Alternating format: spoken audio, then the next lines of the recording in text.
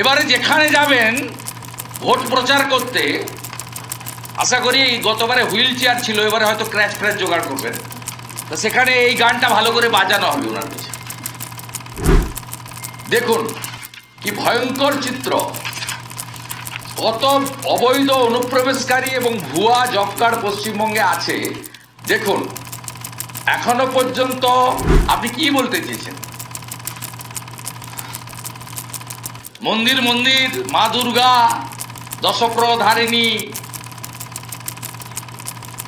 দুর্গতি নাশিনী, এই কথাগুলোর মধ্যে তুমি মা ভক্তি, তুমি মা শক্তি, এই কথাগুলো সাম্প্রদায়িক কথা। আপনারা জানেন যে আমরা কখনোই মানরেগার বিরোধী নই, কাজ চালু হোক, কিন্তু প্রথম থেকে ভারতীয় জনতা পার্টির স্ট্যান্ড ছিল যে পরিচ্ছন্নভাবে চালু হোক, ভুয়া জব কার্ড বাতিল হোক, এবং আধারের সঙ্গে জব কার্ড লিঙ্ক করতে গিয়ে 1,25,00,000 কার্ড আগেই বাদ হয়েছে, আপনারা জানেন। এবং বাংলাদেশের লোকের অ্যাকাউন্টেও, বাংলাদেশি মুসলিম অনুপ্রবেশকারীর অ্যাকাউন্টেও জব কার্ডের টাকা গেছে। কংগ্রেসের সরকার 2004 থেকে 14 মানরেগাতে দিয়েছে 14,000 কোটি টাকারও বেশি পশ্চিমবঙ্গ সরকারকে। নরেন্দ্র মোদীজির নেতৃত্বে এনডিএ সরকার 2014 থেকে 2022 চুরি ধরা পড়ার পরে সাময়িক বন্ধ ছিল কাজ, তাতে দিয়েছেন মোদীজির সরকার 54,600 বেশি কোটি টাকার বেশি, অর্থাৎ 14,000 কোটি টাকা কংগ্রেসের আমলে, যার পার্ট ছিলেন মমতা ব্যানার্জি 3 বছর, আর মোদীজির আমলে 54,000 কোটি টাকা মানরেগাতে দিয়েছে 14 থেকে 22-এর 31শে ডিসেম্বর পর্যন্ত। আমাদের বক্তব্য, হাইকোর্টও যা বলেছে খারাপ কিছু বলেনি, বলেছে ফেক এবং জেনুইন সেগ্রিগেট করুন, তারপরে জেনুইন লোকেদের কাজ দিন। সুপ্রিম কোর্টও কার্যত তাই বলেছে, হাইকোর্টের অর্ডারকে কন্টিনিউ করতে বলেছে। এবং হাইকোর্টের, সুপ্রিম কোর্টের অর্ডার নিয়ে আমাদের কোনো বক্তব্য নেই, কিন্তু আমি আজকে আপনাকে একটা তথ্য তুলে ধরছি, আপ টু ডেট তথ্য। এটা রাত্রি 12টার সময় প্রত্যেকদিন আপডেট হয়ে যায়। সেটা হচ্ছে এখন ভারত সরকারের নির্দেশে নো ইওর কাস্টমার আমাদের, অর্থাৎ আধারের সঙ্গে জব কার্ডকে লিঙ্ক করতে বলেছে পোর্টালে।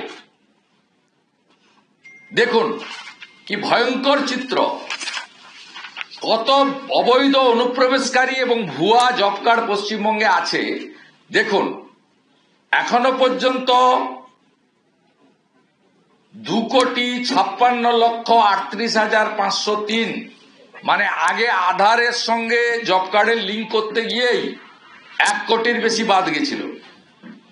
বর্তমানে বাদ দেওয়ার পরে 2,56,38,503, এর মধ্যে সাকসেসফুলি অথেন্টিকেশন হয়েছে 1,60,97,695, এবং গোটা ভারতবর্ষের নিরিখে সবচেয়ে লোয়েস্ট 62.9%। বিরাট অ্যামাউন্ট, বিরাট সংখ্যক জব কার্ড যে ভুয়া, একদম ডিস্ট্রিক্ট ওয়াইজ।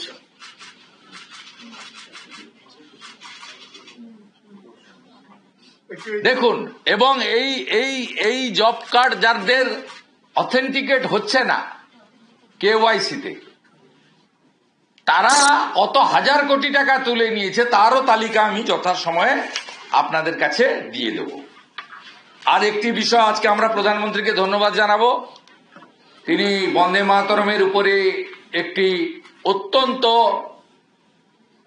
সুন্দর, এবং তার যে গোটা বিশ্বের মধ্যে আমরা মনে করি অন্যতম ভালো বক্তা তিনি বন্দে মাতরমের উপরে, পশ্চিমবঙ্গ থেকে তৈরি হওয়া বন্দে মাতরম নিয়ে তিনি আজকে সংসদে একটি মূল্যবান বক্তব্য রেখেছেন। দেশবাসী শুনেছেন, আমরাও শোনার চেষ্টা করেছি।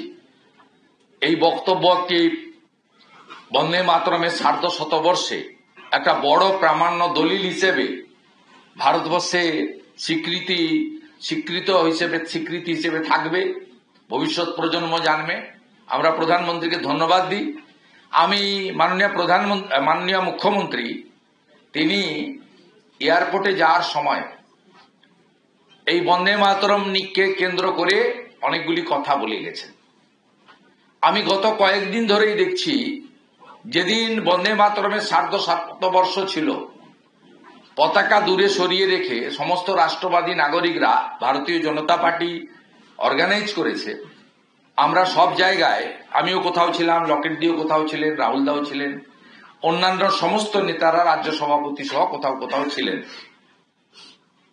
আপনারা দেখেছেন সেদিনই মমতা ব্যানার্জির মস্তিষ্ক প্রসূত রাজ্য সঙ্গীত গাওয়ার নির্দেশনামা জারি করা হয়েছিল স্কুলগুলোতে, যাতে বন্দে মাতরম কাউকে গাইতে না হয়।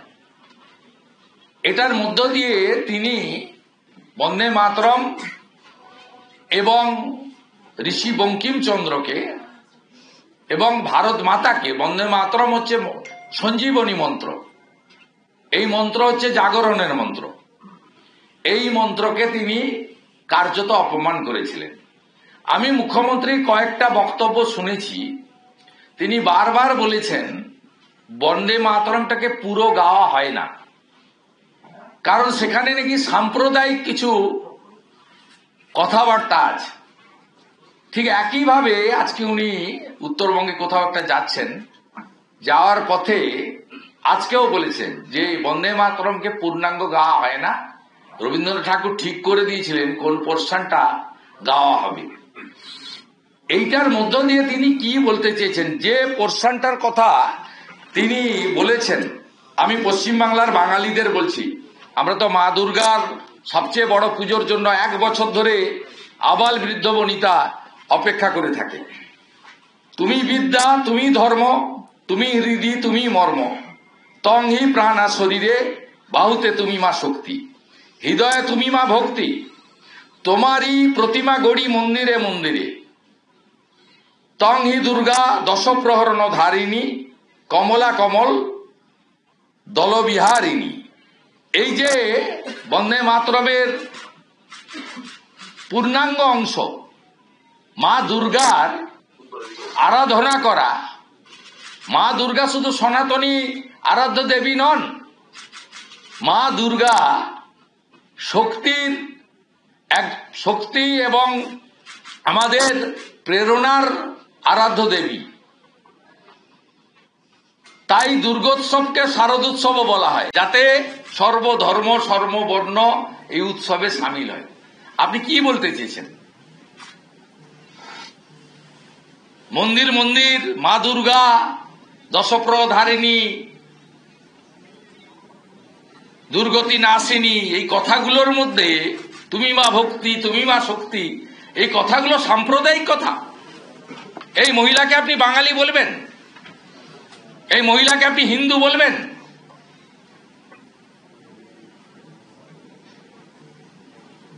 এবারে যেখানে যাবেন ভোট প্রচার করতে, আশা করি গতবারে হুইল চেয়ার ছিল, এবারে হয়তো ক্র্যাচ ফ্র্যাচ জোগাড় করবেন, তো সেখানে এই গানটা ভালো করে বাজানো হবে ওনার কাছে। মা দুর্গা সাম্প্রদায়িক, দুর্গোৎসবে শুধু হিন্দুরা যোগদান করেন, আপামর বাঙালি যোগদান করেন না। অন্য ধর্মে বিশ্বাস করলেও দুর্গোৎসবে সামিল হন না, পুজোতে হয়তো যান না, পুষ্পাঞ্জলি সংকল্প হয়তো আমরা করি, আরতিও কেবলমাত্র আমরা সনাতন ধর্মীরা করি, কিন্তু উৎসব, প্রসাদ, আলোক উজ্জ্বল, মার দর্শন, এত ভালো মণ্ডপ, পুজোকে কেন্দ্র করে কালচারাল কম্পিটিশন, গান, আবৃত্তি, নাটক, নাচ, কবিতা, এত কিছু। এই ধরনের এই মুখ্যমন্ত্রী কার্যত এইভাবে বন্দে মাতরম মন্ত্র এবং ঋষি বঙ্কিমচন্দ্রের যে অপরূপ সৃষ্টি, যার সঙ্গে মা দুর্গা শক্তি মন্দিরের সম্পর্ক রয়েছে, তাকে অপমান করলেন। একবার নয়, বারে বারে। নরেন্দ্র মোদীজিকে আবারও ধন্যবাদ। বন্দে মাতরমের অতীত ইতিহাস, তার মাধুর্য, তার তাৎপর্য জাগরণের মন্ত্র, একাত্মতার মন্ত্র, আর সমুদ্র হিমাচলকে এক সুতোতে বাঁধার মন্ত্র, বিকশিত ভারতের মন্ত্র, যা বাংলা সৃষ্টি করেছিল। মোদিজি আজকে একাধিক মন কি বাতে তিনি উল্লেখ করেছেন, আজকে সংসদে তার মূল্যবান বক্তৃতার মধ্য দিয়ে ভারত মাতার প্রত্যেকটি মানুষের মনের মধ্যে মোদিজির আজকের ভাষণ গ্রহণ করেছে। আমরা বিশেষ করে বাঙালিরা মোদিজির আজকের এই ভাষণের জন্য তার প্রতি শ্রদ্ধা, প্রণাম, কৃতজ্ঞতা জ্ঞাপন করি। আমাদের ভিডিও ভালো লাগলে লাইক এবং শেয়ার করুন। কমেন্ট সেকশনে গিয়ে জানান আপনাদের মতামত। আরও ভিডিও পেতে আমাদের চ্যানেল সাবস্ক্রাইব করুন এবং প্রতি মুহূর্তে খবরের আপডেট পেতে প্রেস করুন বেল আইকন।